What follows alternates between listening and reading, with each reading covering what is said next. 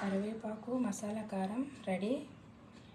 ఒక గ్లాసు సీసాలో నిల్వ ఉంచుకుంటే ఒక 20 రోజుల వరకు మనం తీసుకోవచ్చు. కరివేపాకు మసాలా కారము కావలసిన పదార్థాలు: కొబ్బరి తురుము, కరివేపాకు, ఎండుమిరపకాయలు, వెల్లుల్లి, పల్లీలు, శనగపప్పు, జీలకర్ర, కొంచెం మినపప్పు, నువ్వులు, చింతపండు, తగినంత సాల్ట్. ఈ మసాలా దినుసుల్ని లైట్గా ఫ్రై చేసి పొడి చేసి పెట్టుకోవాలి. లైట్గా పొడి చేయాలి, గరగరగా. కరివేపాకుని ఒక స్పూన్ ఆయిల్ వేసి ఫ్రై చేసుకొని పెట్టుకోవాలి. కొబ్బరి కూరను కూడా ఫ్రై చేసుకోవాలి. ఇప్పుడు ఒక స్పూను ఆయిల్ వేసి కరివేపాకుని ఫ్రై చేసుకోవాలి.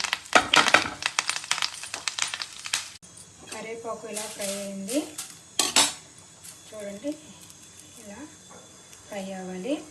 ఇప్పుడు కరివేపాకు తీసుకొని ఇప్పుడు కొబ్బరి కూరను కూడా ఇలా ఫ్రై చేసుకోవాలి. కరివేపాకు ఫ్రై చేసుకుంది నేను చేతితో ఇలా నలిపాను.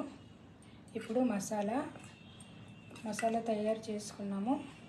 ఫ్రై చేసుకున్న కొబ్బరి కూర సాల్ట్ వేసి ఈ మసాలాలో ఎలా గ్రైండ్ చేశాను ఇప్పుడు కలుపుకుందాము.